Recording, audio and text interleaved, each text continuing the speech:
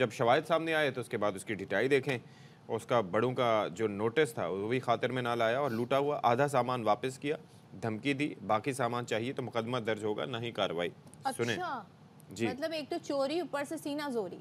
अब जी मुतासरा ख़ानदान क्या कहता है, वो ये कहता है कि जी 15 से ज़ायद डकैत पुलिस यूनिफॉर्म सादा लिबास में घर में दाखिल हुए। 2 करोड़ रुपए की मालियत की बताई जा रही है। 2 करोड़ रुपए, 80 तोला सोना और दीगर कीमती सामान ले गए हैं।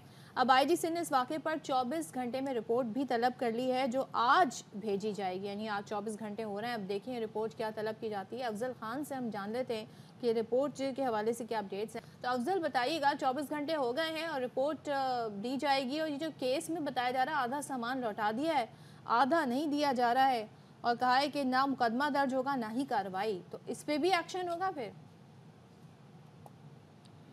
देखिए, बहुत अफसोसनाक बात है, क्योंकि जिनका काम, जिनकी पहली ड्यूटी यही है कि अवाम के जानो माल का तहफ़्फ़ुज़ करें, वो ख़ुद डकैतियाँ कर रहे हैं, चादर और चारदीवारी का तकद्दुस पामाल कर रहे हैं। औरंगी नंबर 5 में जो डकैती की वारदात पेश आई थी, उसके बाद होना तो ये चाहिए था कि फ़ौरी तौर पर 24 घंटे के अंदर उसका मुकदमा दर्ज होता, उसके जो भी हक़ाइक़ थे, जो भी मुलव्विस अफराद थे, उनके ख़िलाफ़ कार्रवाई की जाती।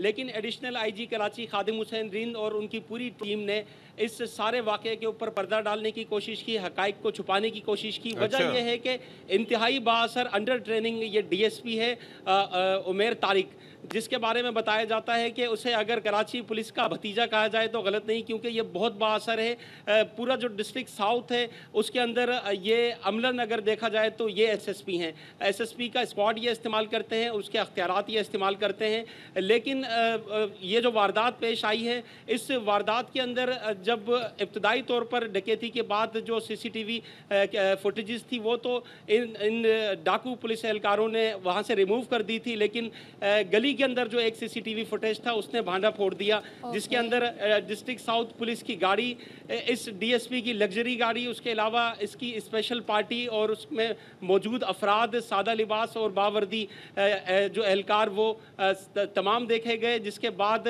ये वाक़याती शवाहिद सामने आने के बाद अब पुलिस जो है इस मामले को किसी तरह दबाना चाह रही है। अब तक जो है इस वाक़े का मुकदमा दर्ज नहीं हुआ है, इस बारे में हक़ाइक़ नहीं बताया जा रहा है, लेकिन ज़राए से ये मालूमात सारी सामने आ रही हैं। गुज़िश्ता रोज़ ये बात सामने आई कि जो मुतासरा फैमिली है उसके साथ रब्ता किया गया है और उनसे कहा गया है कि उनको 1 करोड़ रुपए और तलाई ज़ेवरात और दीगर कीमती अशिया वापस कर देते हैं, और उन्होंने जो दरख्वास्त दे रखी है मुकदमे के अंदराज के लिए वो वापस ले लें। यानी कि बिल्कुल एक तो चोरी ऊपर से सीना जोरी। ओके। ये अगर इस तरह की अगर मिसाल होगी तो कल को कोई भी शख्स जो है वो डकैती करने के बाद जब पकड़े जाने का खौफ हो तो वो कहेगा कि ठीक है मैं सामान वापस कर देता हूँ, मेरे खिलाफ कानूनी कार्रवाई नहीं की जाए। तो ऐसा नहीं होना चाहिए था। आईजी सिंध जो है वो इस मामले के अंदर उन्होंने नोटिस लिया, क्योंकि ये बात जब मीडिया के ऊपर नशर हुई तो उसके बाद आईजी सिंध की जानिब से नोटिस लिया गया और डीआईजी वेस्ट को जो है इंक्वायरी दी गई है। 24 घंटे के अंदर उनको कहा गया है कि इससे तमाम तो तर ये हक़ाइक़ 24 पर घंटे मुबनी कब रिपोर्ट पूरा हो पेश रहा की है जाए, अफजल? लेकिन 24 घंटे जो है वो आज दोपहर को पूरे होंगे। अब देखना ये है कि डीआईजी वेस्ट जो है वो अपनी इंक्वायरी रिपोर्ट के अंदर किसे निशाना बनाते हैं और किसे बचाते हैं। लग तो यही तो रहा इस है अब वक्त तक जो पुलिस की जो कार्रवाई है उससे यही लग रहा है कि बासर डीएसपी को बचाया जाएगा और नहीं, मलबा लेकिन मुझे एक कुछ चीज़ एहलकारों बताएं, पर डालकर इस मामले को रफा दफा कर दिया मुझे जाएगा। एक बात बताएं कि काम कार्रवाई इनकी है और ये बजारानी साहब जब इतने बासर हैं तो इस वक्त स्टेटस क्या है? Is he still on the job? उनको थोड़ा साइडलाइन किया गया है, किया क्या गया है, क्योंकि ये बड़ा एक मौक़ा है। दूसरा ये है कि इस वाक़े पर क्या निगरां वज़ीर आला ने या निगरां वज़ीर दाखिला ने कोई नोटिस लिया? क्योंकि पुलिस तो ज़ाहिर है कि आप जिस तरह से आप कह रहे हैं कि एडिशनल आईजी बचाने की अगर कोशिश कर रहे थे तो फिर डीआईजी साहब क्या उसके अंदर तहकीकात करेंगे? तो ये समझ नहीं आ रहा है, कुछ खिचड़ी पकी हुई है। देखिए, निगरां वज़ीर आला और वज़ीर दाखिला की जानिब से अब तक इस मामले का नोटिस नहीं लिया गया। जहाँ तक अंडर ट्रेनिंग डीएसपी की बात है तो वो बदस्तूर अपने दफ्तर के अंदर मौजूद होते हैं, तमाम मामलात अपने जो है वो चला रहे हैं, लेकिन उनके ख़िलाफ़ अभी तक कोई कानूनी कार्रवाई नहीं की गई। अच्छा। उनके साथ जो स्क्वाड के अंदर उनके जो लोग थे स्पेशल पार्टी के अंदर, उन की अब तक गिरफ्तारी अमल में नहीं लाई गई, ना ही मुकदमा दर्ज किया गया। जो मुद्दई है उसको इतना हरासा कर दिया गया है कि वो खुद जो है वो तजब्जुब का शिकार हो गया है कि वो क्या करे, या तो आधा माल लेकर खामोश हो जाए या तो पूरी पुलिस के साथ वो किस तरह से जो है वो लड़े। उसने सिर्फ रोजनामचा करवाया है। वो उसका कहना है कि वो मुकदमा दर्ज करवाना चाहता है, जो मुलविस अफराद हैं उनके खिलाफ कार्रवाई थोड़ा चाहता सा है। हम लेकिन आपसे चाहेंगे अब तक अफजल, जो है आपकी मौजूदगी का फ़ायदा उठाते हुए ये जो साहब हैं इनका पूरा नाम बताइएगा ताकि हमें समझ में आए, फिर उसके बाद ओहदा क्या है, किस ओहदे पर तैनात हैं और क्या प्रोटोकॉल यूज़ कर रहे हैं, ये ज़रा से हमारे नाजरीन के लिए ताकि वो समझ सकें। देखें, वज़ीर हाउस के एक अहदेदार हैं सलीम बजारी, ये उनके भतीजे हैं। अंडर ट्रेनिंग डीएसपी हैं उमैर तारिक बजारी। ये इसीलिए इंतहाई बाअसर हैं क्योंकि इनके ताल्लुकात वज़ीर आला हाउस तक हैं। और जो पुलिस अफसरान हैं वो इस बात से भी के हवाले से भी खदशे का इजहार करते हैं कि अगर कल को दोबारा जो है ये सब लोग इक़्तिदार में आ गए तो उनका क्या बनेगा। यही वजह है कि एडिशनल आईजी कराची खादिम हुसैन रिंद और उनकी टीम मुसलसल इस अंडर ट्रेनिंग डीएसपी को बचाने की कोशिश कर रही है। तमाम तर वाक़याती शवाहिद मौजूद हैं सीसीटीवी फुटेज के अंदर। इनकी गाड़ी तो ये ड्यूटी कैसे सर अंजाम दे रहे थे? अभी तो इनकी ट्रेनिंग ही मुकम्मल नहीं हुई, ये क्या प्रोटोकॉल होता है? और इन्होंने इंस्पेक्टर के तौर पे ड्यूटी दी।